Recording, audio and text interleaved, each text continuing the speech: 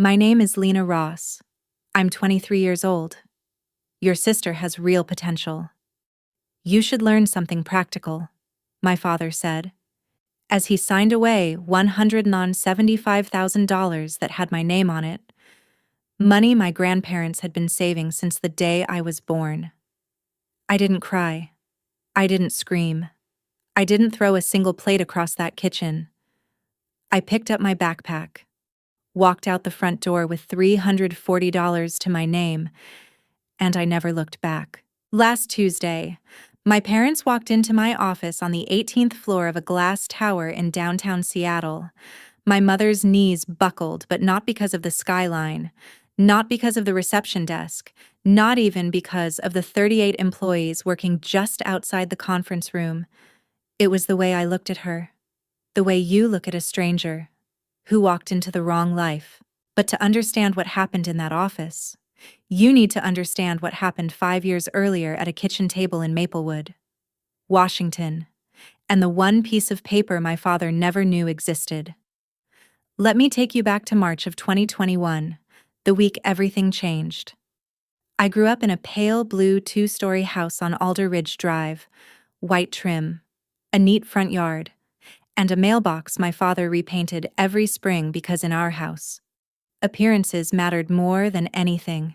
From the outside, we looked perfect. From the inside, we were something else entirely. We ran like a system, a quiet, controlled system, and my father, Daniel Ross, was the one in charge.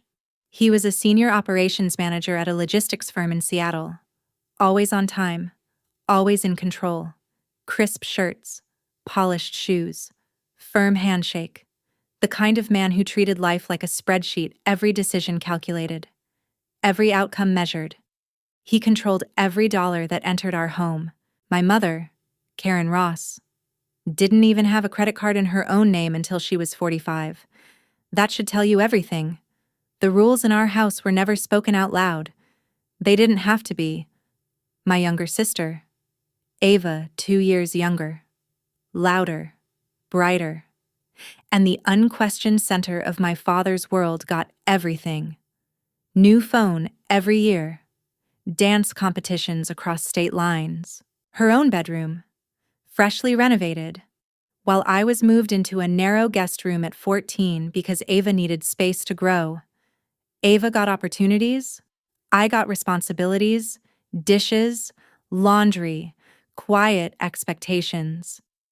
The unspoken role of helping my mother keep everything running while my father invested in the future.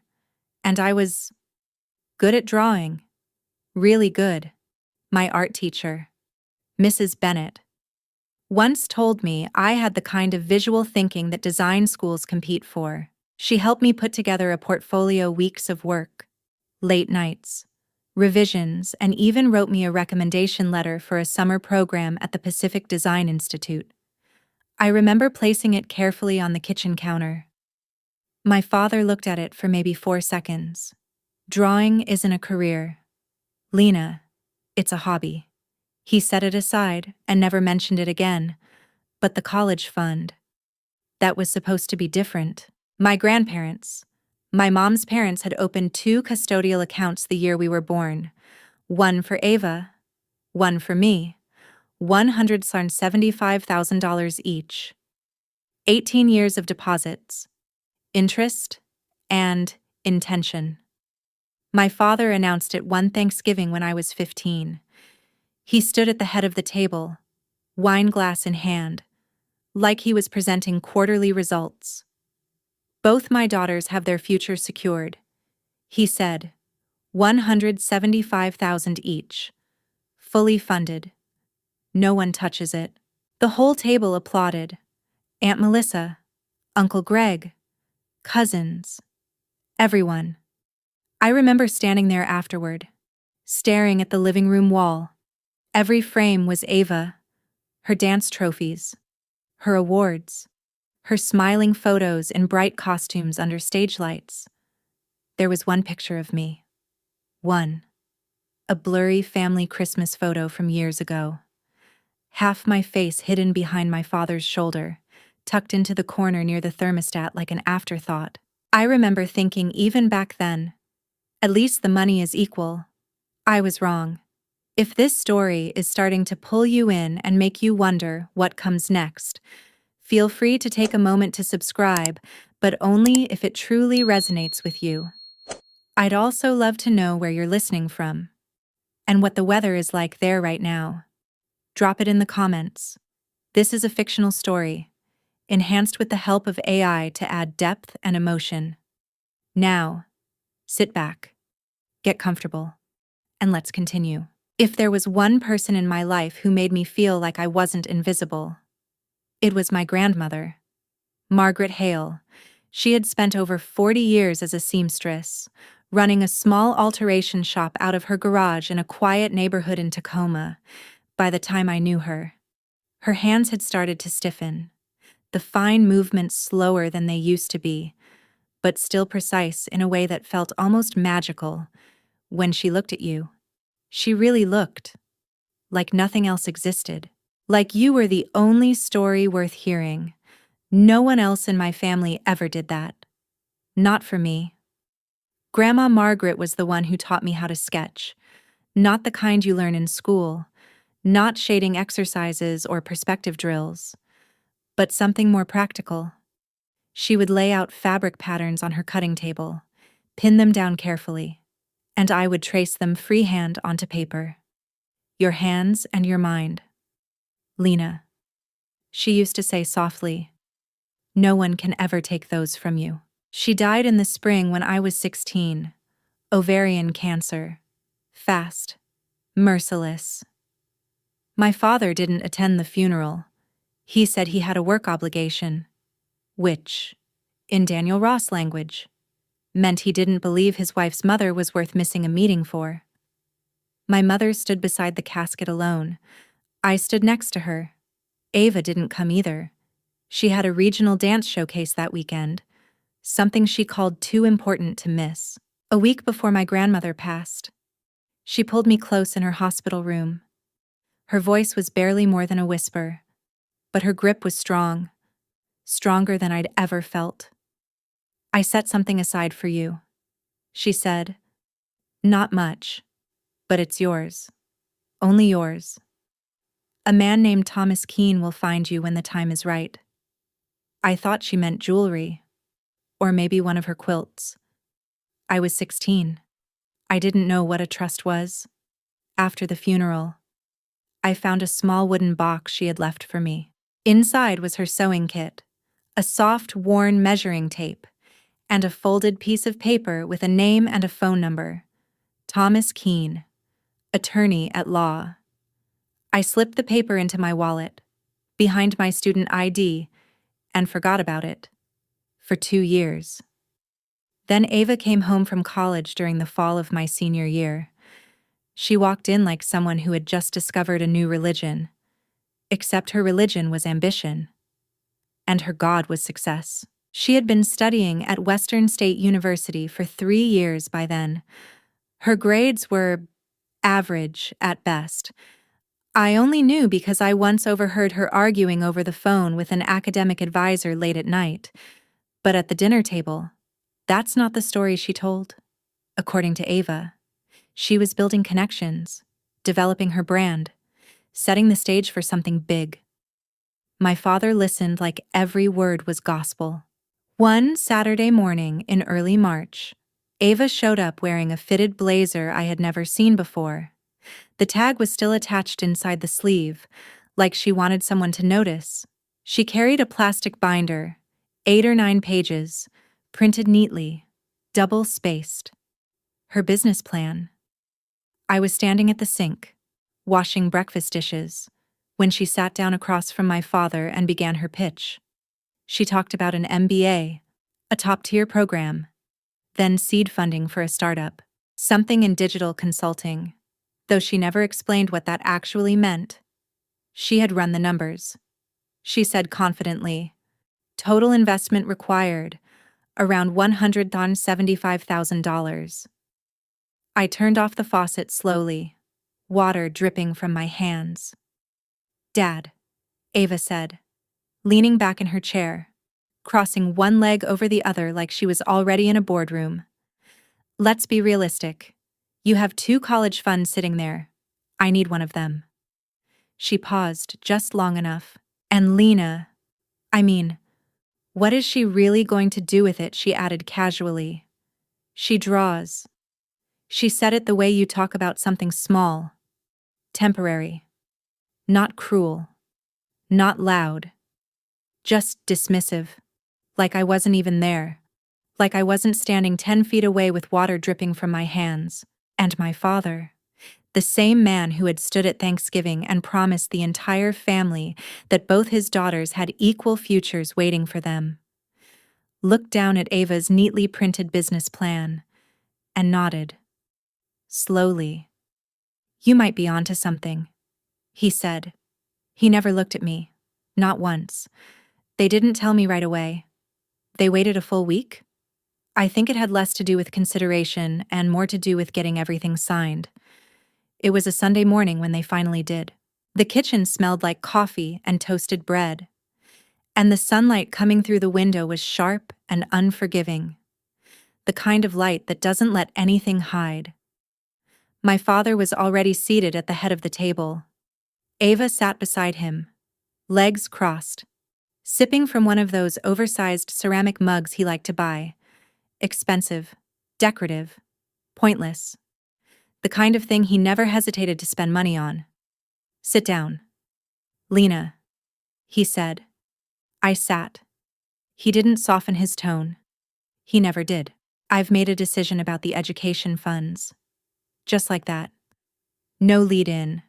No explanation. Your sister needs the capital for her MBA. It's a real opportunity. And I'm not going to let it pass. He adjusted the napkin in front of him like he was finalizing paperwork. I'm consolidating both accounts under her name. Both. All of it.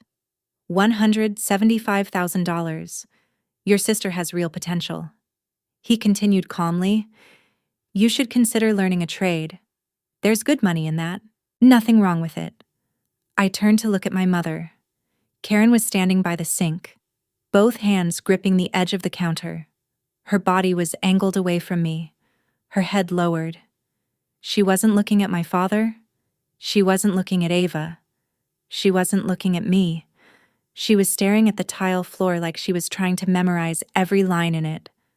Mom, nothing. No response. No movement.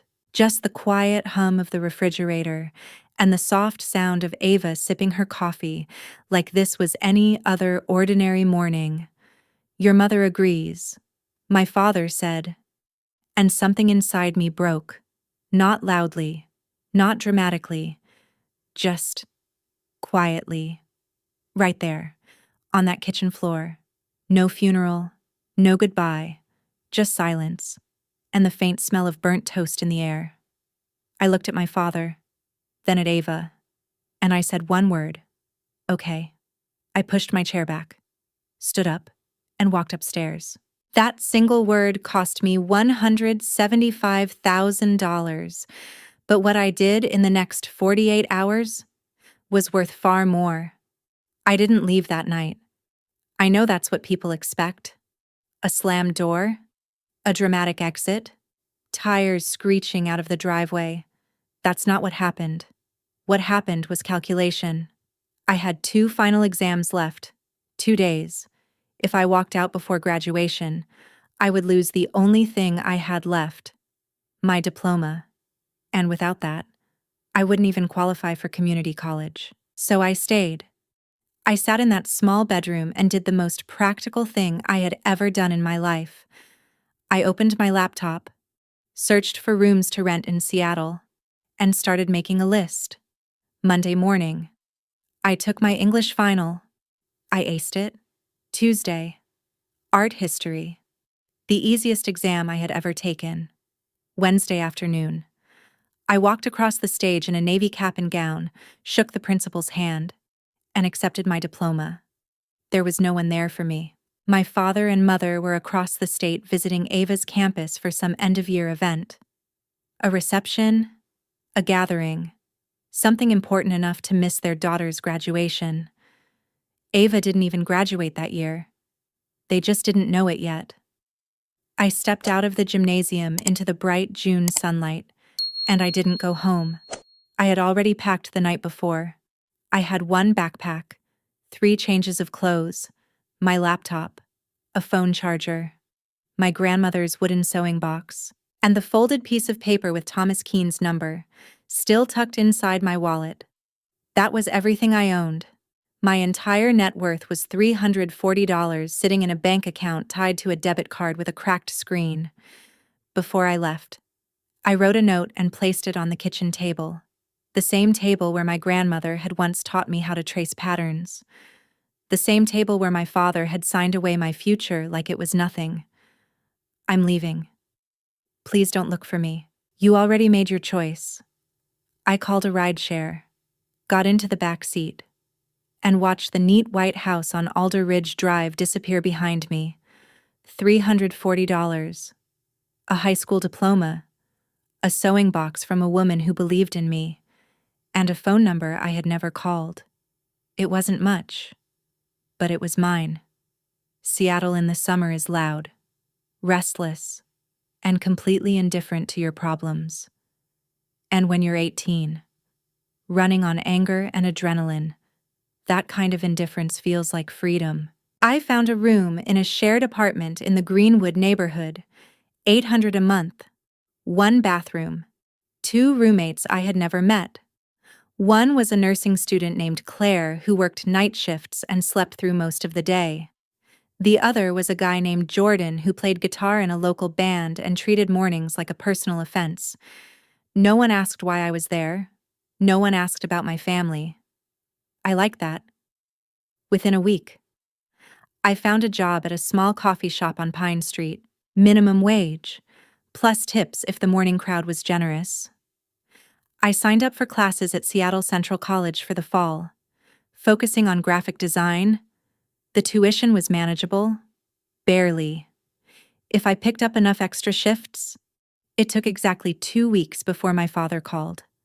Not to check if I was safe, not to ask where I was living. To correct me, I didn't answer. So he left a voicemail. "You're being dramatic. Lena, this is exactly the kind of behavior I was talking about. Come home. We'll figure something realistic out for you." Realistic? Like shrinking my life to fit his expectations. He left 3 more messages that month, each one shorter, each one sharper. My mother called once, late at night.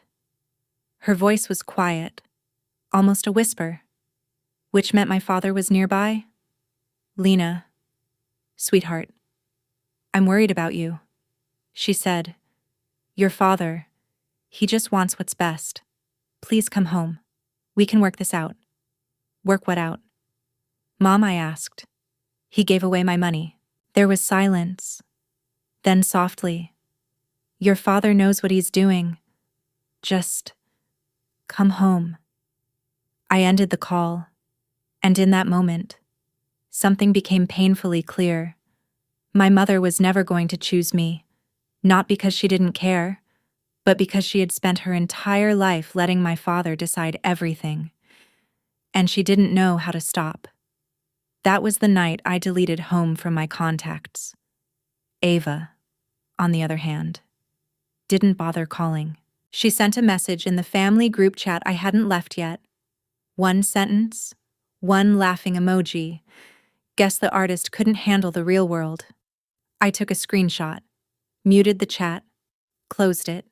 That same week, she posted a photo on Instagram, a rooftop bar, city lights behind her, a bottle of something expensive on the table, captioned, "MBA Life, every cent earned, from my $175,000.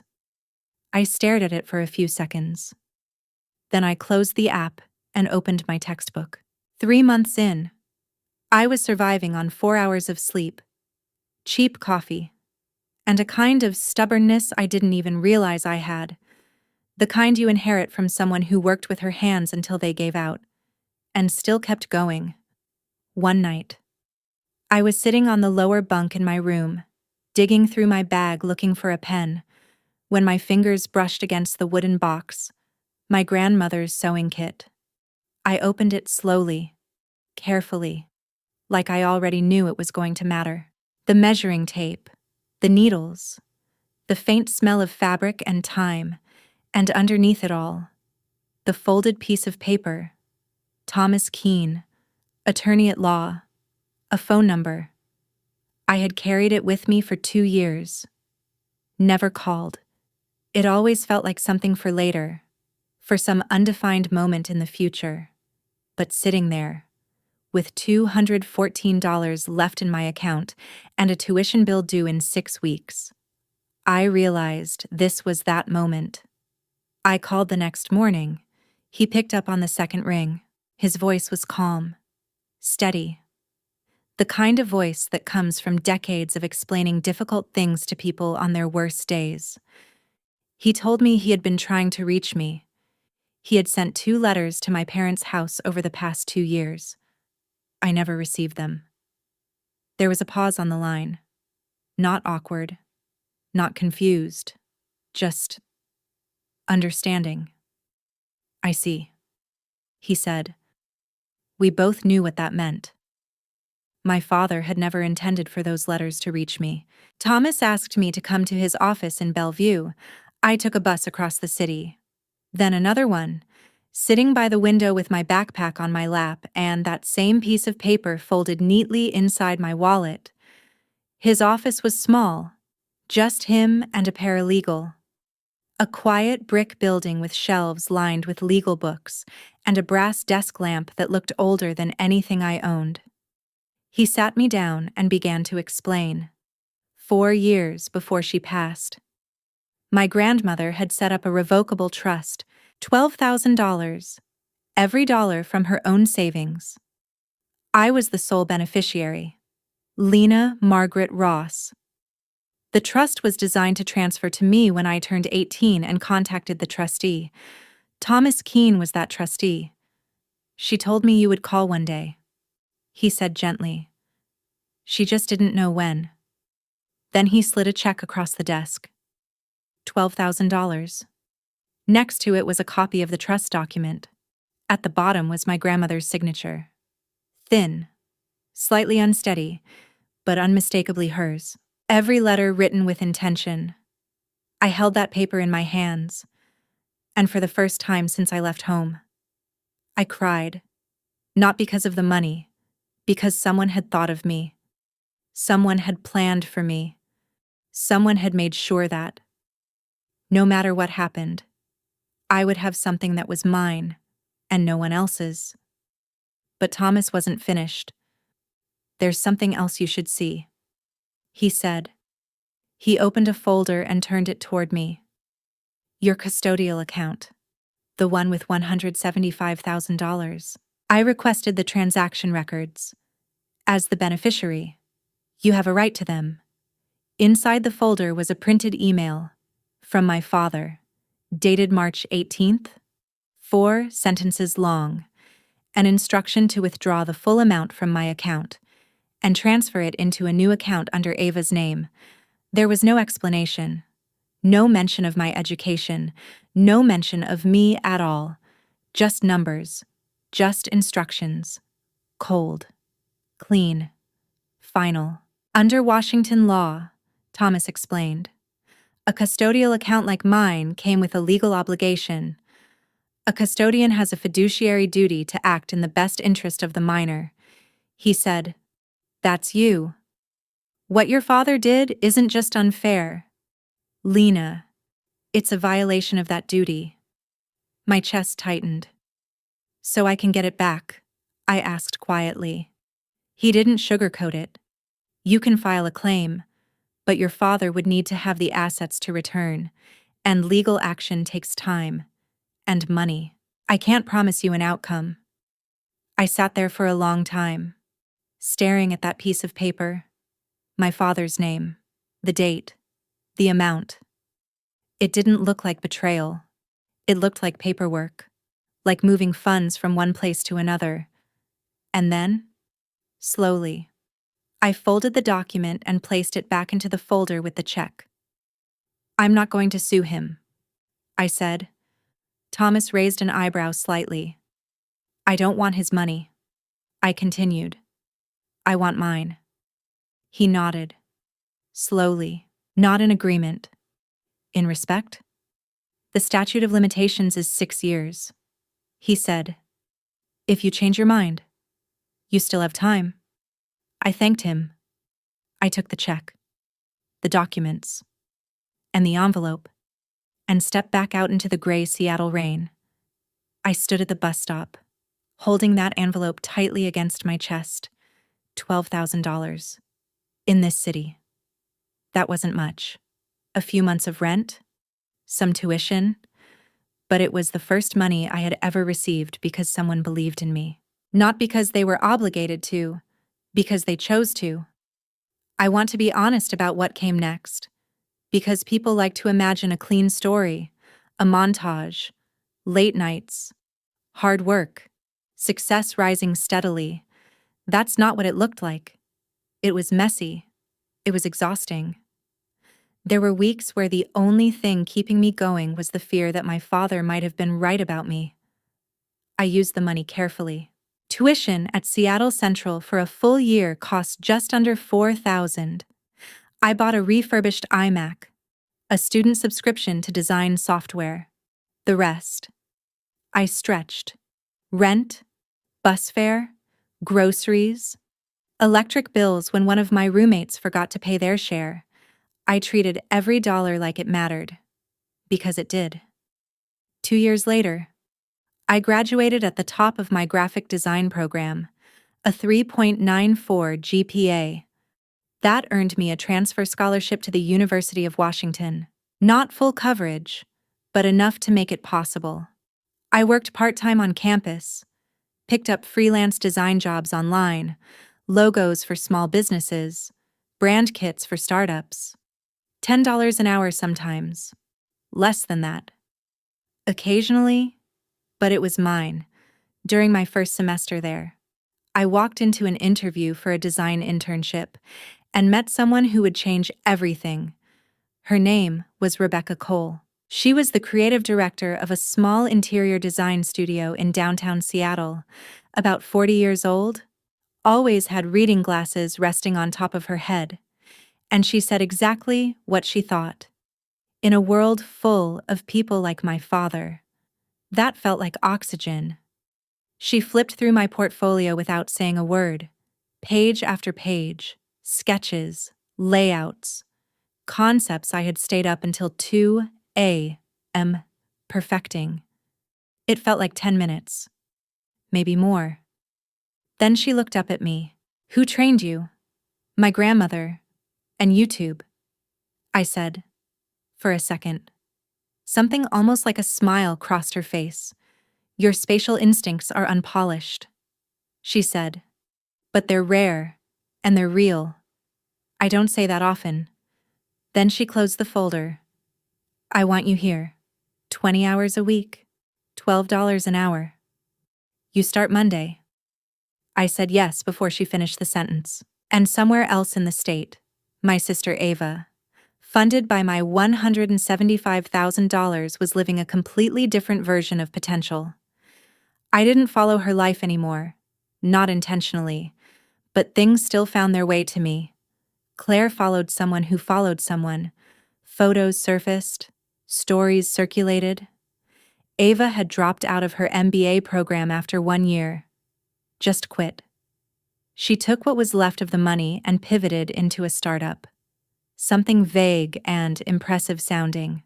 Digital consulting, branding, strategy.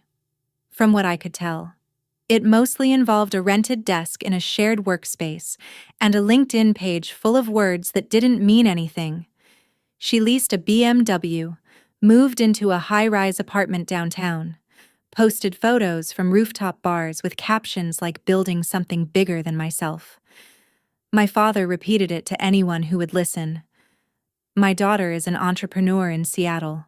According to Aunt Melissa, Who was the only person from that side of the family who still spoke to me? No one ever asked about me. Not once. Rebecca said something to me at the end of my first month at the studio. We had just finished a client presentation. The room still smelled like fabric samples and fresh printouts. I was rolling up blueprints, stacking materials, trying to keep up. She stopped what she was doing and looked at me.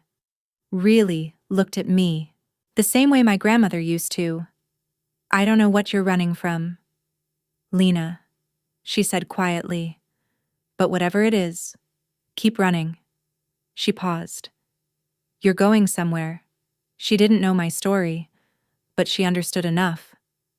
I want to pause for a moment.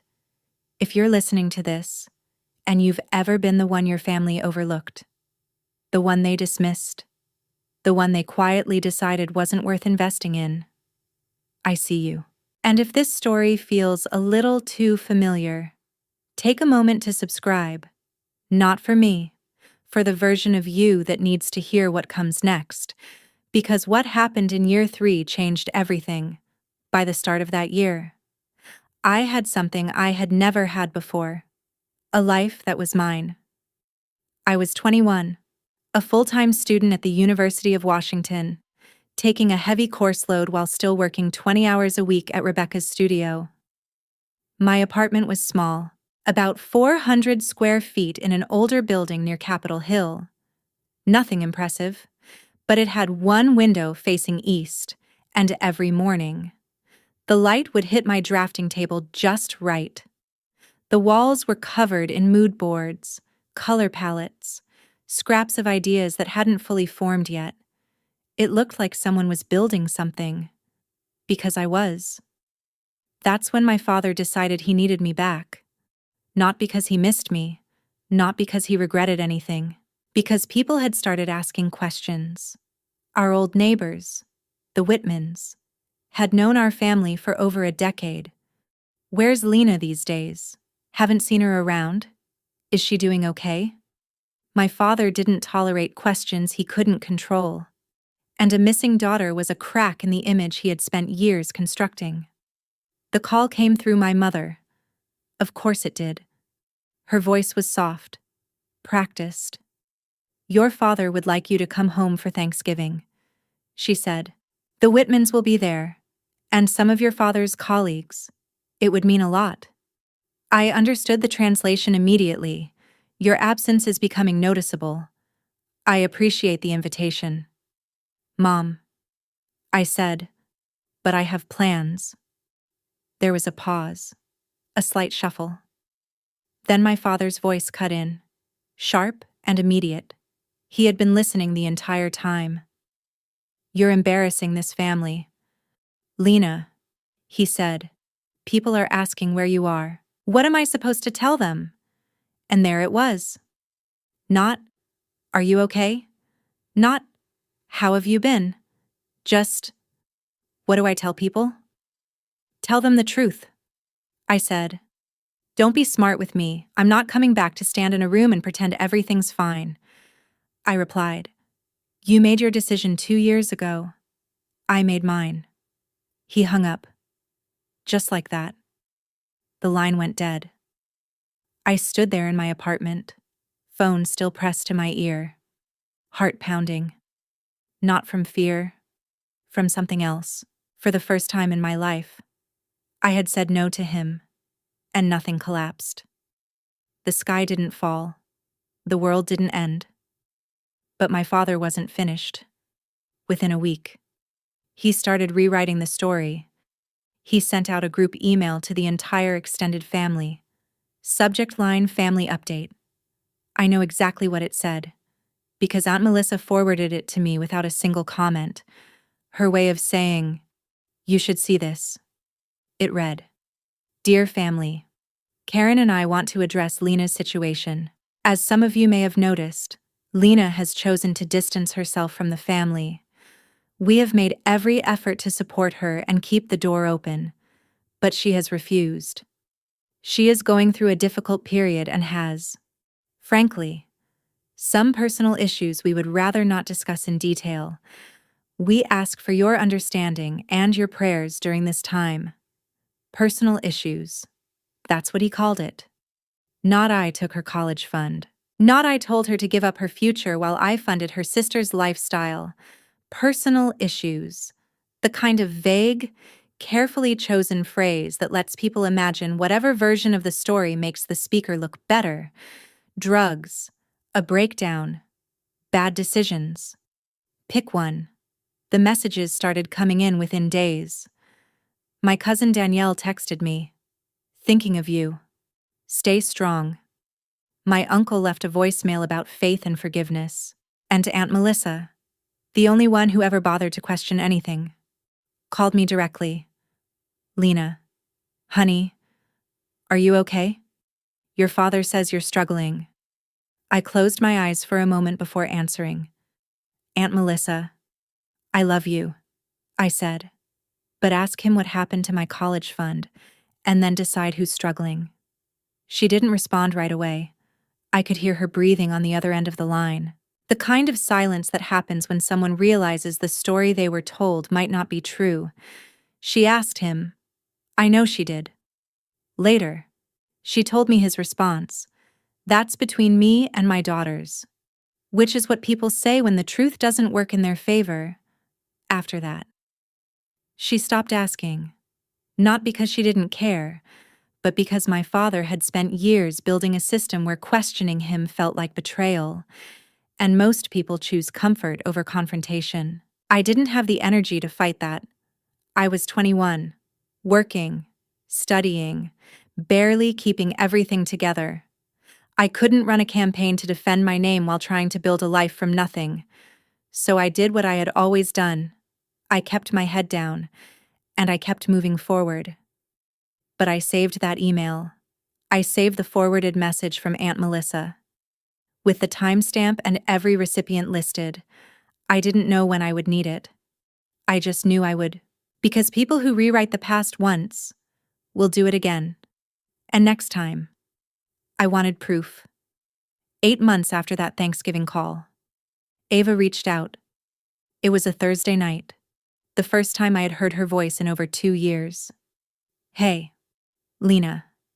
Her tone was casual, warm, like nothing had ever happened, like we were just sisters catching up. "Ava, Dad told me about the whole Thanksgiving thing." She said, "I think you're overreacting a little." I didn't say anything. "It was just money," she continued. "We're family. Families work things out. Just money. $175,000. My education. My future. My grandmother's final gift to me. Just money." "It was my money." "Ava," I said quietly. "Well, technically. Sure," she replied. "But Dad made the call he thought was best. And honestly," she paused. I could hear her shifting, like she was getting comfortable, settling deeper into whatever version of her life she had built. I needed it more. There it was. Simple. Clean. Justified. "You always land on your feet. Lena," she added. "You're resilient." Resilient. The word people use when they want to admire your survival, without acknowledging they caused it. I didn't respond. I let the silence stretch. Long enough to make her uncomfortable. Her tone changed. The warmth disappeared. "Fine," she said. "But let me be clear. If you keep dragging this out, if you start making Dad look bad over some account, I'll make sure people know why you really left." I felt something in my chest go still.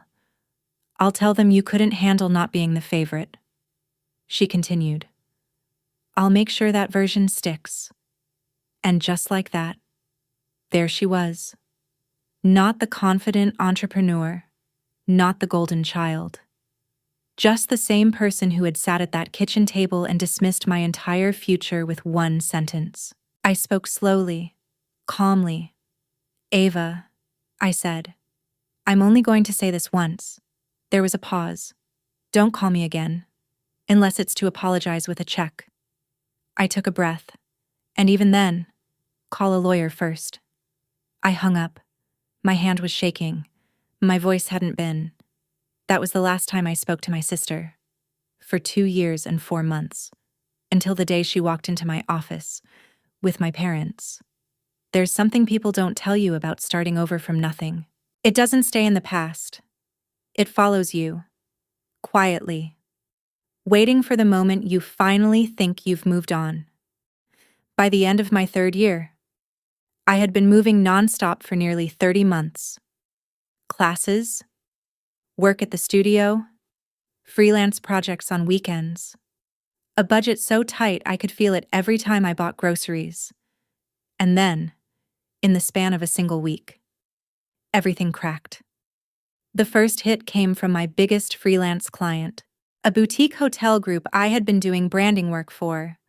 They froze their entire marketing budget. Contract terminated. Effective immediately. Just like that. $1,400 a month disappeared. The second hit came 2 days later. My tuition bill for my final semester arrived. $4,200 due in 30 days. My scholarship covered the rest. But this part was mine, and my bank account had exactly $611. That night, I sat in Rebecca's old Civic in the parking lot of a pharmacy, the dashboard light dim and steady, and did the math on the back of a receipt. Again and again. Every version ended the same way. Short. If I couldn't pay, I would lose my final semester. No degree. 3 years of work reduced to nothing more than an unfinished record. And for the first time since I walked out of that kitchen, for the first time in almost 3 years, I heard my father's voice again, not as a memory, as a judgment. Maybe he was right. Maybe I wasn't built for this. Maybe the girl who draws pictures didn't have real potential. Maybe I should have gone back, accepted the smaller life he had planned for me, learned something practical, married someone appropriate, smiled at dinner parties and hosted holidays until I slowly turned into my mother. I picked up my phone, opened my contacts, scrolled to where home used to be. I still remembered the number. My thumb hovered over the screen. Then I looked at the passenger seat. The wooden box was there. I always kept it with me. My grandmother's sewing kit, the measuring tape, the quiet reminder. Your hands and your mind. Lena, no one can take those from you. I exhaled slowly and put the phone down. I didn't call them. I called someone else. Rebecca answered on the first ring. It was almost midnight, but she picked up like she had been expecting it. She had noticed the weight I had lost, the circles under my eyes. She never said anything directly, but she saw everything. I'm sorry to call so late, I said. I wanted to ask if you had any extra projects. Anything. I'll take whatever you have. I chose my words carefully. I didn't say I needed money. I didn't ask for help. I asked for work. There's a difference. And it matters. She was quiet for a moment. Then she said, I was actually planning to talk to you. My chest tightened. I'm leaving the firm. For a second. Everything inside me dropped. The one stable thing in my life. Gone. I'm starting my own studio, she continued. Residential and commercial design. I've been planning it for months, and I need someone full-time. I didn't speak. I need a junior designer. She said, salary. Enough to cover your expenses. Enough to finish your degree. If that's what you're worried about. I pressed my forehead against the steering wheel and closed my eyes. Not because I was falling apart. Because for the first time in 3 years, the numbers finally worked. Why me? I asked quietly. Because I saw your latest portfolio update. She said. That hotel lobby concept, Lena. That's not junior work. That's lead designer work. She paused. You just don't see it yet. She didn't save me. She hired me. She made a decision based on what I had built. I started the following Monday. Design work during the day, classes 3 nights a week, studio work on Saturdays, sleep when I could get it. It was the hardest year of my life, and the year everything changed. In late October of year 4, I got a call from Aunt Melissa. I was sitting at my drafting table, sketching out elevations for a restaurant project. When my phone buzzed, she had a way of delivering news. Calm, measured, like she was reading a weather report. Ava moved back home, she said. I stopped drawing, set my pencil down slowly. She failed. Aunt Melissa continued quietly. Whatever that business was, it didn't work. I never really understood what she was doing in the first place. It's over. I said nothing. The car was repossessed last month.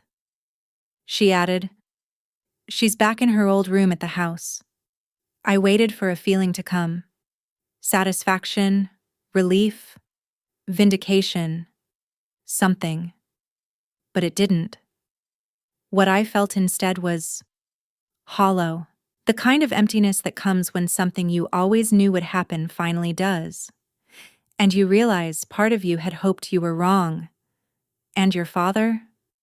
She sighed softly. He refinanced the house, pulled from his retirement, put another 30, maybe 40,000 into Ava to try to help her recover. I closed my eyes for a moment. My mom, I asked. She's working now. Aunt Melissa said, cashier at a grocery store on Maple Avenue. First job she's had in decades. I pictured it without meaning to. My mother, standing behind a register, scanning items, smiling politely at strangers, at 51 years old, because my father had poured everything into one child who couldn't hold on to anything. Does he ever talk about me? I asked. I didn't even know why I asked. Maybe some part of me was still that girl at the kitchen table, waiting to be seen. There was a pause. No, honey, she said gently. He tells people Ava is regrouping, that things will turn around. She hesitated. He doesn't mention you. I nodded, even though she couldn't see me. Then I picked up my pencil again and went back to work. While my father was watching his investment collapse, I was signing my first lease. Not for an apartment, for an office. I graduated from the University of Washington on a bright afternoon in May. Bachelor of Fine Arts in Design. Magna cum laude. The auditorium was full. Families everywhere. Flowers. Cameras. Laughter. My row had 2 reserved seats with my last name on them, both empty. Rebecca sat in the 3rd row, navy blazer, glasses resting on her head, and when they called my name, Lena Margaret Ross, she stood up and clapped, loud enough to fill the space my family had left behind. That was enough. 6 months later, everything changed again.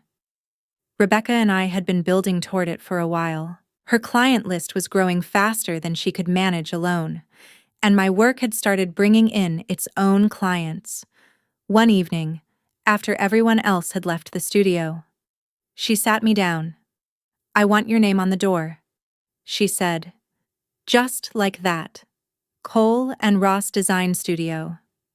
She had already drafted the partnership agreement. 51% her, 49% me.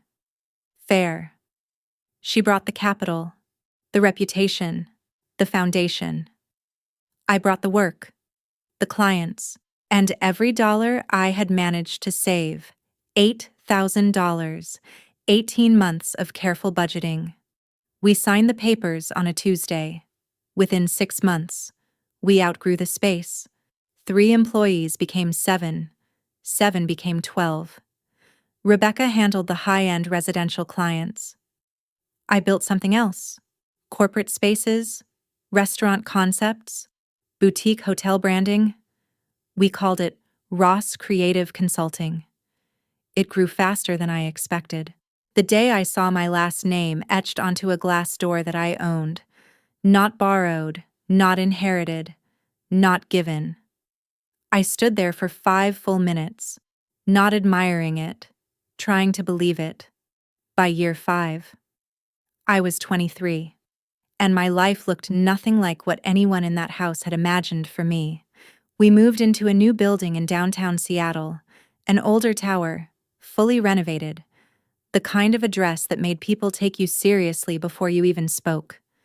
We took over an entire floor, 40 employees, glass offices, a design lab, a presentation room with a long walnut table that could seat 12 clients at once.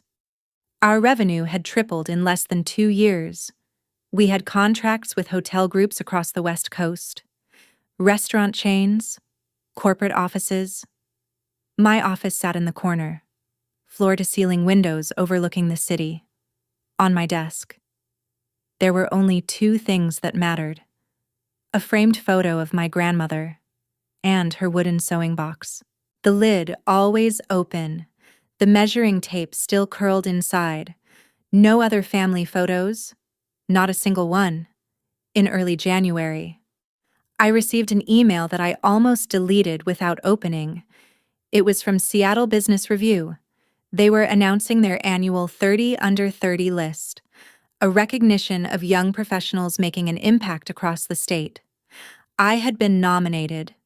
The ceremony was scheduled for March, a formal event downtown, hundreds of attendees, media coverage, the kind of recognition my father would have built an entire narrative around.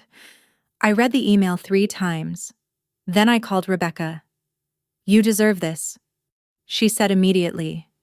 "Don't overthink it, and don't you dare turn it down." So I didn't. I accepted, sent back the RSVP, and started writing my speech. I planned to thank Rebecca, my professors, and the woman who gave me $12,000 and the first real belief I ever had in myself. What I didn't plan for, what I couldn't have predicted, was what happened next. 2 weeks before the event, the publication released all nominee profiles online: photos, names, full bios, everything. And Seattle isn't as big as people think. It was Ryan Whitman who saw it first. Our old neighbor's son, the kid who used to play in the driveway across from our house. He had moved back to the city after college and was working in commercial real estate. He saw the article the day it went live, saw the name, saw the photo, a clean professional headshot, blazer, neutral background, the kind of image my father would have framed in the living room if it had been Ava. Ryan didn't hesitate. He sent the link to his mother with a simple message: "Isn't this the Ross's daughter, Small World?" That same evening, Mrs. Whitman texted my father. "Congratulations, Daniel. I just saw Lena featured in Seattle Business Review. What an incredible achievement. You must be so proud." I didn't hear about what happened next until much later. Aunt Melissa told me. She pieced it together from things my mother had said. My father opened the article on the tablet he kept in the kitchen. He read it in silence. The profile laid everything out. Co-founder of Cole and Ross Design Studio, 40 employees, major clients, rapid growth, the nomination. There was even a quote from Rebecca, one of the most naturally gifted spatial designers I've worked with in over 20 years. My father didn't smile, didn't react, didn't say he was proud. He looked at the screen, then at my mother, and said, "She got lucky. Design isn't stable, it won't last." But this time, my mother didn't agree. For the first time in decades, she didn't nod. She built that without us. She said quietly. He didn't answer. He set the tablet down and walked out of the room. Ava was upstairs, still living in her old bedroom, 26 years old, surrounded by unpaid bills, rejection emails, and a credit card balance she couldn't manage. She saw the article later that night, read it once, then again. Then she went downstairs and said the only honest thing she had probably said in years. We should go see her. Maybe she can help. My father's first reaction was immediate. No. The idea alone offended him. In his world, children didn't rise above their parents, and they certainly didn't become the ones being approached for help. But Ava understood something he didn't. Think about it, she said. If people find out your daughter is this successful, and you're not even in her life. She let the sentence hang. That looks worse. Worse than anything I could ever say. She was right. And they both knew it. This wasn't about reconnecting. It wasn't about regret. It was about appearances. My father needed to be seen as the head of a family that included a successful daughter, not the man whose daughter succeeded without him. So they made a decision. They would come to me. No call, no warning. Just show up. Walk into my office. Shake hands. Maybe take a photo. Something he could point to later. Proof that everything was still intact. That nothing had really broken. They left early on a Tuesday morning in March. My father wore his best suit. Navy. Slightly outdated. Too tight across the shoulders now. Ava sat in the front seat. Dressed like she had somewhere important to be. Even though she didn't. My mother sat in the back. Holding her purse tightly in both hands. Eyes already red before they had even left the neighborhood. 3 people. And a quiet understanding that they were walking into something they didn't control. That same morning, I was already at the office by 8. The floor was still quiet. Just the low hum of the building systems and the soft gray light filtering through the windows. I had my speech open on my laptop. The ceremony was 4 days away. I had rewritten the middle section more times than I could count, the part about my grandmother. I want to thank the woman who gave me my first investment, $12,000 in a wooden box, and taught me that potential isn't something someone else decides for you. That part was clear, solid, true. It was the next part that kept catching me. How much to say? How close to the truth I wanted to get, without letting it become about him. I took a sip of coffee. Black. Always black. My blazer hung neatly over the back of my chair. White linen. The nicest thing I owned. Bought with my own money. The small gold earrings my grandmother gave me rested against my skin. The only piece of jewelry I wore to work. I stood for a moment and looked out the window. The city stretched out below me. Glass, steel, movement. A place that had never promised me anything, and still gave me everything I had built. I hadn't thought about my father in weeks. And that, more than anything, felt like victory. Not the office, not the company, not the title. The fact that he no longer lived in my head. Not for free. Then the intercom buzzed. Miss Ross. It was Olivia at the front desk. Her voice was careful. Unusual. There are 3 people in the lobby. They don't have an appointment. Olivia continued. They said, their family. My hand stopped moving. 5 years. No calls. No letters. No apology. And now they were standing in my lobby like they belonged there. I felt it immediately. That cold, sharp stillness that spreads through your body when something from your past walks into your present without permission. If you've ever had that moment, you know exactly what it feels like. I sat there for a few seconds. Quiet, my fingers resting on the edge of my laptop. The soft blinking light on the phone. I could have said no. I could have told Olivia to let them wait. Or to tell them I was busy, unavailable, gone. A part of me wanted to.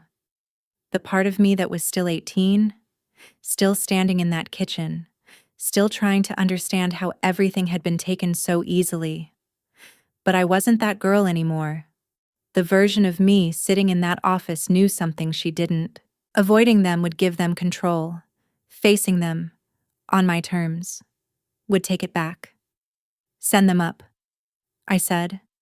I adjusted my blazer, pulled my chair in, opened a blank document on my laptop so my speech wasn't visible, and waited. A few moments later, I heard the elevator, a soft chime. I didn't go out to greet them. I stayed exactly where I was. Through the glass walls, I could see them enter. Olivia guided them past the reception desk, past the brushed metal logo mounted against the dark wall, Cole and Ross, past the open workspace where dozens of employees were already at their desks. Screens glowing, conversations low, work moving forward. The room felt alive, structured, certain. My father walked in first. Same suit. Older now. Tighter. The fabric pulling at the seams. His shoes were polished. He had made an effort. Behind him, Ava, wrinkled pants, a faded blouse, her posture slightly smaller than I remembered. And behind her, my mother, holding her bag tightly with both hands, her eyes already filled with something she hadn't yet said. They moved through a space they didn't understand. A space that existed because I had chosen to build something instead of going back. Olivia opened the conference room door. Glass walls, a long walnut table, clean lines, a skyline view that stretched across the city. Ms. Ross will be with you shortly, she said. I waited 2 minutes, not to make a point, to steady myself. Then I stood, picked up a notepad, a pen, and walked in. My mother saw me first. She made a sound. Not quite a word, not quite a cry, something in between. Her knees gave out, actually gave out. She caught herself on the edge of the table, gripping it tightly. My father reached for her, steadying her, but his face. I will never forget that expression. It wasn't anger. It wasn't disappointment. It was something else. The look of a man who had walked into a room expecting to find something small, and realized he had misjudged it entirely. Ava didn't speak. She just stared. At the room. At the table. At me. Like she was trying to reconcile what she was seeing with what she thought she knew. I met their eyes calmly, the same way I would greet any unexpected visitor. Professional, neutral, distant. Please, I said. Have a seat. They sat. My father instinctively moved to the head of the table, then paused. Something in him registering that this was no longer his place. He shifted slightly to the side. My mother chose the chair closest to the door, like she needed an exit. Ava sat between them, arms crossed, eyes moving slowly across the room, taking everything in, and I remained standing for just a moment longer, before taking my seat across from them. No one touched the coffee. Of course. My father spoke first. You've done well for yourself.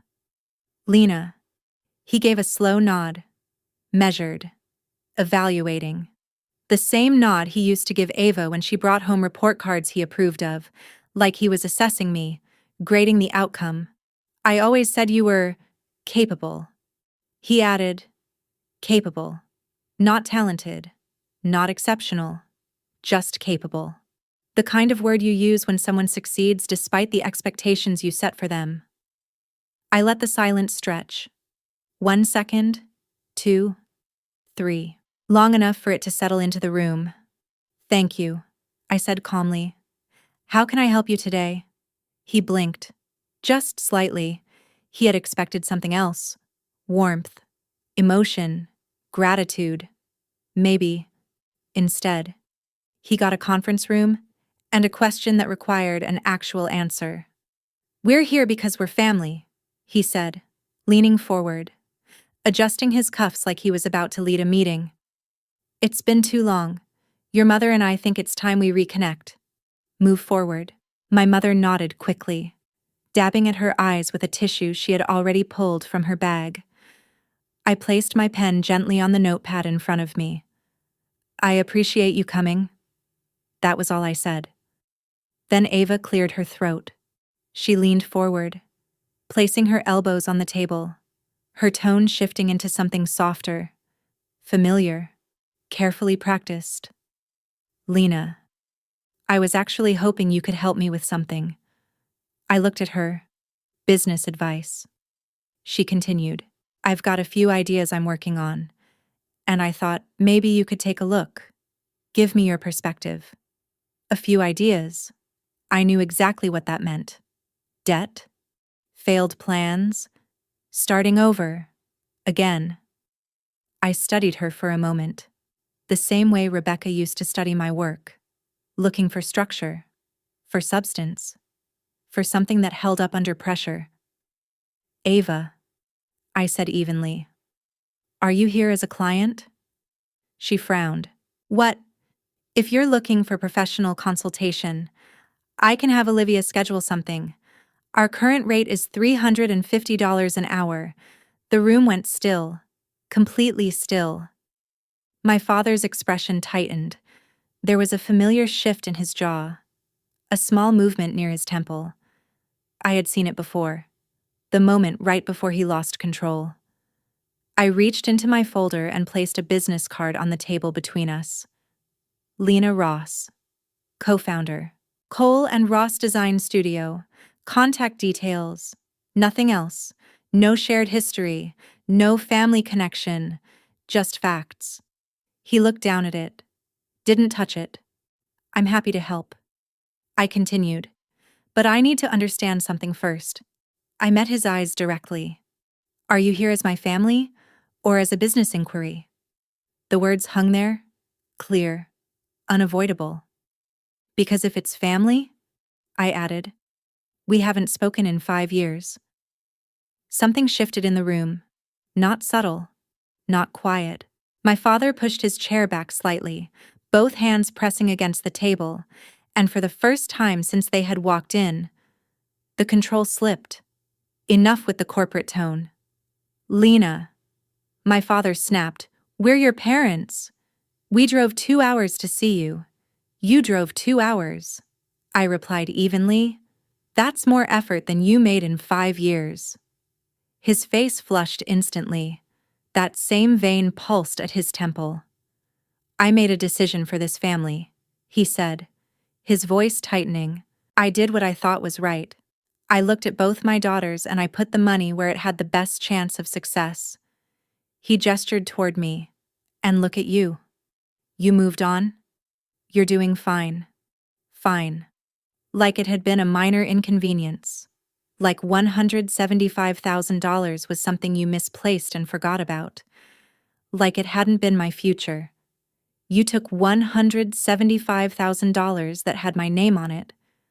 I said. My voice was steady. I had rehearsed that sentence more times than I could count. Not for him. For myself. You transferred it to Ava without my consent. That wasn't a family decision. I held his gaze. That was a legal violation of your fiduciary duty. Silence. Thick. Heavy. I chose not to sue you. I continued. That doesn't mean I forgot. The color drained from his face. Not red anymore. White. The look of someone who just realized the person they underestimated.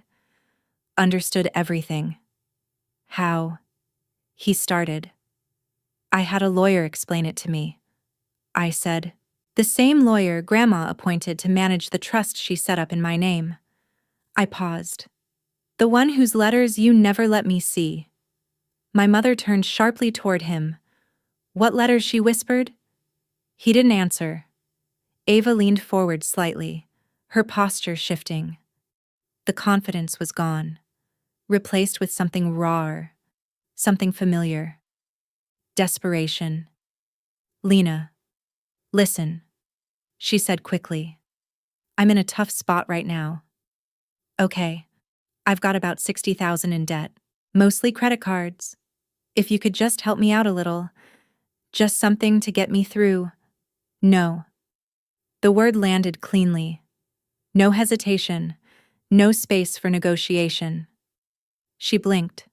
"Come on," she said, her voice cracking slightly. "We're family.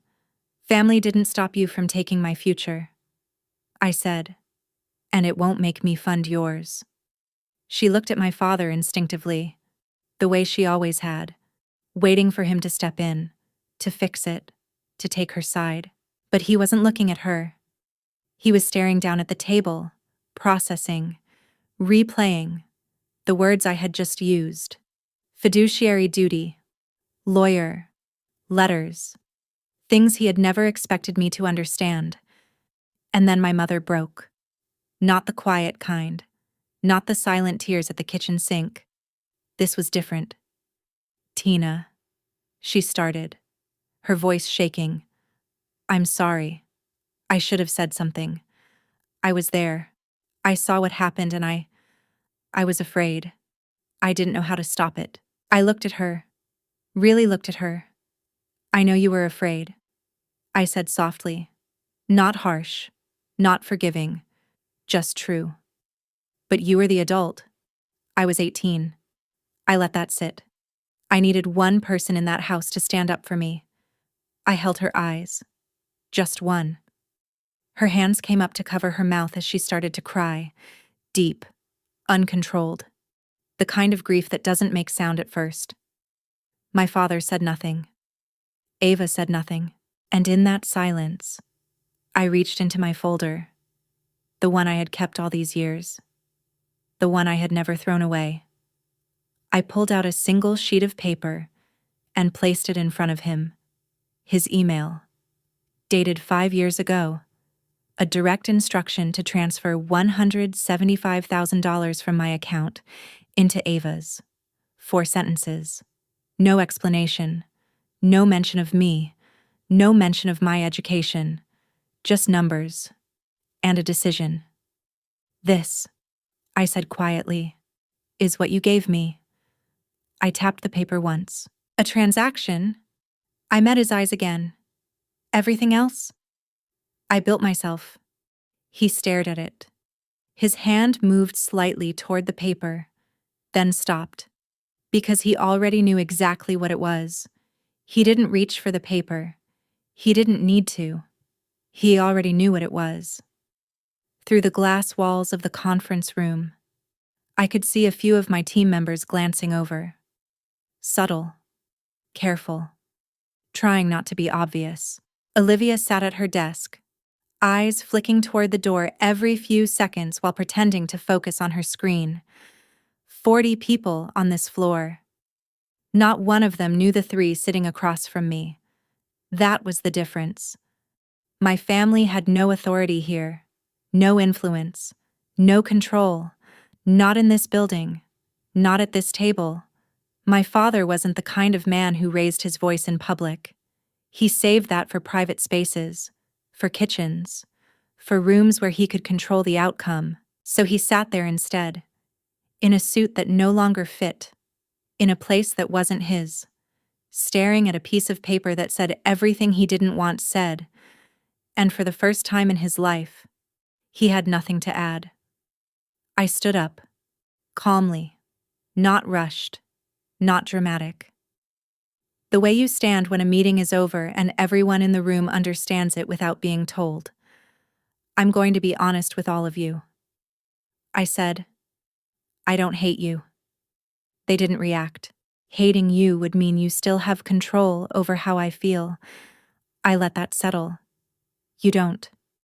My father kept his eyes on the table. Ava was picking at the edge of her sleeve. My mother had stopped crying, but her breathing was uneven, her hands still clutching the tissue tightly. "I'm not going to give Ava money," I continued. "I'm not going to pretend we're a happy family for anyone, and I'm not going to accept a version of this story where everything that happened was justified." Silence filled the space again.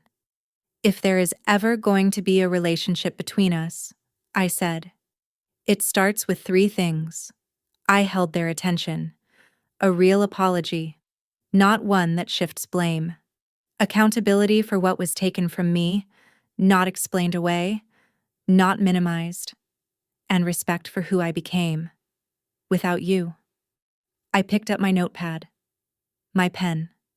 Until then, I said, Olivia will walk you out. My father stood first. His jaw tightened, like he was holding back words he couldn't use. He looked around the room, at the glass walls, at the people working just beyond them, at the name on the wall outside, at everything that existed without him. He didn't apologize. He buttoned his jacket incorrectly, not noticing. Then he turned and walked toward the door. Ava followed. Quiet now. No confidence, no argument, just movement. My mother stood last. Slowly, she steadied herself on the back of the chair before turning toward me. And for a moment, she looked at me differently. Not as a child, not as someone to manage, but as someone she was seeing clearly for the first time. Your grandmother, she said softly. Her voice still fragile. She would be proud of you. Something shifted inside me, not enough to undo anything, but enough to feel. I know, I said, and that was all. Olivia held the conference room door open. The moment it swung wide, the sound of the office rushed back in, keyboards clicking, phones ringing, a quiet burst of laughter near the coffee station, the steady rhythm of work. My work. My father walked out first. His posture had changed, subtly. His shoulders pulled in, like he was trying to take up less space than he used to. That navy suit, too tight now, moved through rows of desks, screens, and people who didn't even glance up. Not because they were being disrespectful, because he didn't matter here. He passed through a place where his name carried no weight, where his decisions meant nothing. Ava followed behind him, quieter than I had ever seen her. My mother came last.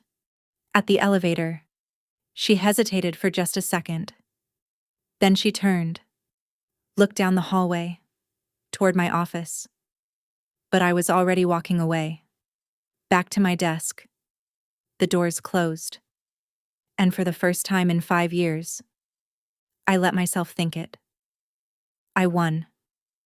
Not because of money, not because of titles, not because of the office or the company or the name on the wall. I won because I built something of my own, and the people who once decided my future had just walked out of it with nothing. After they left, I stayed in the conference room for a while. The paper was still on the table. 4 sentences, 5 years old, printed on plain white paper. I picked it up, folded it along the same crease it had always had, and slid it back into the folder. There's something I didn't say in that room, something I've only ever told Rebecca and Thomas Keene. I could have sued my father. I still can. By the time I was 21, the case was already there, clear, documented, a custodial account, a fiduciary duty, $175,000 withdrawn and transferred to someone else, for reasons that had nothing to do with me. Under the law, it wasn't complicated. It wasn't even ambiguous. A judge could have ordered everything returned, plus interest, plus legal fees. Thomas had everything: the transaction records, the emails, the proof. You have a strong case. He told me. I believed him. I sat with that decision for months. Then I said no. Not because I forgave my father, and not because the money didn't matter. There were 3 reasons. The first was simple. He didn't have it anymore. His savings were gone. The house was leveraged. Everything had already been poured into Ava and burned through. Winning a judgment against someone with nothing left is just paper. The second reason was time. I didn't want to spend years in courtrooms, explaining, revisiting, reliving, turning the worst moment of my life into something public, something dissected, something argued over by people who weren't there. I had already lived through it once. I wasn't going to live through it again. just to prove a point. The third reason mattered more than anything else. I didn't want to become the kind of person who built her life around $175,000. I wanted to be the person who built her life without it. Keep the file, I told Thomas. The statute runs 6 years. If he ever tries to rewrite this story publicly, I want proof. He nodded. He understood. The folder went into my desk drawer, not as a weapon, as insurance, at some point. The money stopped being about money. It became about identity, about the kind of person I was going to choose to be. And I chose to be someone who didn't need it. Saturday arrived faster than I expected. The ballroom at the convention center was filled with light, tall windows, crystal chandeliers, tables dressed in white and gold, hundreds of people, sharp suits, elegant dresses, conversations layered with ambition and expectation. There was a backdrop set up for photos. The 30 under 30 logo repeated across it. People lined up, smiling, posing, capturing moments they had worked years for. I stood there in a midnight blue blazer, tailored, fitted, the nicest thing I had ever owned. My grandmother's earrings rested against my ears, small gold knots, simple, steady. I had practiced walking in those heels for a week, not because anyone would notice if I stumbled, because I would. Inside my blazer pocket, there was a folded piece of paper, worn soft at the edges. A name, a number, Thomas Keene. I had carried it for years, not as luck, as a reminder of someone who believed in me before I knew how to believe in myself. Rebecca sat at the front table, proud, calm. She had brought a few members of our team with her. Olivia was there too, dressed differently than I had ever seen her, all of them watching, all of them part of what I had built. They called my name at 8:47. Lena Ross, co-founder of Cole and Ross Design Studio. Seattle Business Review, 30 under 30. The walk to the stage felt longer than it was. The lights were bright. The applause blurred into something distant and warm. I stepped up to the microphone, looked out across the room. 300 faces, waiting. 5 years ago, I began. I had $340 and a high school diploma. The room quieted. Someone I trusted told me I should learn something practical, because I didn't have real potential. A ripple moved through the audience. Small, subtle. He was wrong about the potential, I said. I paused. But he was right about the trade. I let that line settle. I learned a trade, not the one he imagined, but one that taught me how to build something from nothing. I glanced down briefly, then back up. I want to thank the woman who gave me my first investment, $12,000 in a wooden box, and taught me that what you create with your hands and your mind can never be taken from you. My voice steadied. She didn't just give me money, she gave me belief. I let the silence breathe. Then I finished, and that turned out to be worth a lot more. The applause came slowly at first, then stronger, filling the room, not loud, not overwhelming, but real. And for the first time, it felt like it belonged to me. I learned the trade of building something from nothing, from sketches and deadlines, from clients who needed someone to see what they couldn't yet imagine. I paused, took a breath. I want to thank my partner, Rebecca Cole, who didn't rescue me. I let a small smile pass. She hired me. There's a difference. A few people nodded. I want to thank my professors, the ones who treated me like I belonged, before I believed it myself. My voice steadied. And I want to thank the woman who gave me my first investment, $12,000, in a wooden box. I felt it then. Not nerves. Something deeper. She taught me that your hands and your mind are the only things no one can ever take from you. I let her name settle. My grandmother. Margaret Hale. Rebecca was already standing, then the table next to her, then another. Applause rose like a wave moving through the room. A standing ovation. I didn't cry, not there. I saved that for later. Near the back of the room, someone was holding up a phone. Recording. Aunt Melissa. I had sent her an invitation weeks earlier, the only person from that side of my life I had reached out to. She didn't try to hide her tears. Didn't wipe them away. Just stood there, holding the phone steady. She sent the video that night. To my mother. I didn't say my father's name. I didn't say Ava's name. I didn't need to.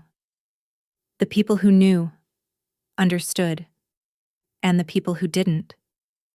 They just saw someone who had built something on her own. That was enough. The letter arrived the following Thursday. No return address. Just my office address written carefully across a plain white envelope. The kind of handwriting you use when you're not sure if you're welcome. I recognized it immediately. The slight tilt, the familiar loops. My mother's. I opened it at my desk after everyone had left. The office was quiet again. Still. Lena. It began. I watched the video Aunt Melissa sent. I watched it 4 times. I'm writing this at the kitchen table. The same one. I paused for a moment. I don't think I can sit here anymore without hearing your voice. I failed you. The words were simple, clear, no hesitation. I need to say that out loud. Because I've spent 5 years avoiding it. Your father made the decision. But I stood there and let it happen. I was afraid. I've been afraid for most of my life. Afraid of his anger. Afraid of being wrong. Afraid that if I spoke up, everything would fall apart. So I said nothing. The paper felt heavier in my hands. I said nothing while he took your money, your confidence, and your place in this family. I told myself I was keeping the peace. The letter continued. But it wasn't peace. It was fear. I see that now. I don't expect you to forgive me. I don't think I deserve that. But I need you to know. I see what I did. I see who you've become. And I'm done standing in that kitchen, saying nothing. There was a pause in the handwriting. Slightly heavier ink. Like she had pressed harder. I've contacted a divorce attorney. I'm looking for a place to live. For the first time in 30 years, I'm choosing myself. My chest tightened. You showed me how to do that. She wrote. The night you walked out. I just wish it hadn't taken me 5 years to understand. Your grandmother would be proud of you. I know. Because I am... Mom. I set the letter down on my desk, right next to my grandmother's photo. And I cried. Not the same kind of crying I had done years ago. That had been about loss, about money, about a father who never saw me. This was different. This was grief for something that never existed. The relationship we could have had. The version of her who stood up in that kitchen and said no. The version of me who didn't have to leave to learn my worth. My father never wrote. No message. No call. Nothing. Silence was the last thing he had control over, and he held on to it. Ava sent a text. The night after the ceremony. 5 words. Congrats on the award. Lena. That was it. No apology. No acknowledgement. No mention of anything that had happened. Just words that cost her nothing. I read my mother's letter again. Then one more time. And I placed it beside the sewing box. Beside the photo. A small collection of things that had been given to me by people who, in their own ways, had believed in me. I didn't reply that night. I wasn't ready, but I didn't throw it away. That mattered. If you're still listening, you deserve to know how everything ended. My father took early retirement 6 months after that meeting. Retirement is a generous word. His company restructured. His position disappeared. At 55. With depleted savings and a house tied up in debt. There wasn't much left to negotiate. He still lives in that same house, the one he used to maintain so carefully. The paint on the shutters is starting to peel now. The neighbors are still there. They say he doesn't come outside much anymore. When people ask about me, and they do now, he changes the subject. He has never apologized. Ava works at a car dealership. Sales floor. Middletown. She's 26. Still living in that house. At least for a while. Until the truth about everything came out. She never finished her degree. The business never existed. The $175,000, my future, went into a car lease, an apartment she couldn't sustain, and nights she tried to make look like success. The debt is still there, $60,000. Ava is on a payment plan now, from what Aunt Melissa tells me. She's quieter than she used to be, less certain. Whether that's growth or just exhaustion, I don't know. She hasn't apologized. My mother moved out in June, a small one-bedroom apartment in a quiet part of the city. Clean, simple, hers. She found a full-time job at an accounting office and enrolled in a bookkeeping program at a local college. There's something almost poetic about that. Karen Ross, at 53, finally learning a trade, and for the first time in her life, she has a bank account with only her name on it. I think about that more often than I expected. As for me, I'm still here. 14th floor. The company is growing. We signed 2 new clients last month. Rebecca and I have been talking about expanding, opening a second office, and every time we talk about it, I think about where I started. A small room, a shared apartment, a borrowed bed, a job that barely covered rent. The sewing box still sits on my desk. The trust document is locked away. The folder with everything my father did, still untouched. And my mother's letter, folded carefully, resting where I can see it. Every morning, I haven't written back. Not yet. But I haven't thrown it away either. And that means something. People ask me sometimes if I'm still angry. I was, for a long time. Anger got me through those early years. It got me out of bed when I was exhausted. It kept me working when I wanted to quit. It pushed me to prove something. To someone. Anger is powerful. It burns hot. It gives you energy when you don't have anything else. But it doesn't last forever. If you hold on to it too long, it starts to consume you instead of driving you. Somewhere along the way, it changed. It didn't disappear. It became something else. Quieter. More stable. Less like fire. More like structure. I don't tell this story because I need sympathy. I built a life I'm proud of. I did it with clarity. With intention. I tell it because somewhere, right now, someone is sitting at a table, being told they're not enough, that their dreams aren't realistic, that someone else deserves the investment more, and they're starting to believe it. Don't. Because the worst thing that was taken from me wasn't the money, it was the doubt. The years I spent wondering if maybe he was right. Maybe I wasn't enough. Maybe the girl who draws didn't deserve a seat at the table. That was the debt I had to pay off. And doubt collects interest faster than anything else. I paid it. Not with revenge. Not with bitterness. With work. With proof. With the kind of quiet confidence that only comes when you stop asking for permission. The best revenge isn't loud. It's a life built so solid that the people who doubted you have to hear it anyway. I wrote the letter on a Tuesday night. Not at the office. At home. My apartment. 1 bedroom. A small kitchen. A living room with a bookshelf I assembled myself. And a plant I had somehow managed to keep alive. Nothing impressive. Everything earned. I sat at the table, a different table, one I had chosen, and I wrote to my mother. I didn't overthink it. I didn't rewrite it. I just wrote, "Mom, I got your letter. I've read it more times than I'll probably ever tell you. I'm not ready to talk yet. I don't know when I will be. I'm not going to pretend otherwise. But I want you to know something. What you're doing now, starting over, that takes courage. More than people realize. More than I think I've ever shown.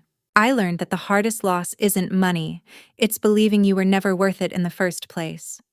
Rebuilding your life means choosing yourself, even when no one else does. If you were in my place, would you have walked away? Or stayed and fought? I'm curious if you stayed with me until the end. Thank you for listening. If this story meant something, your one subscriber's share could help someone else who's doubting themselves right now. Your action might be the reason they don't give up. Tell me your thoughts below and be part of something that actually changes lives.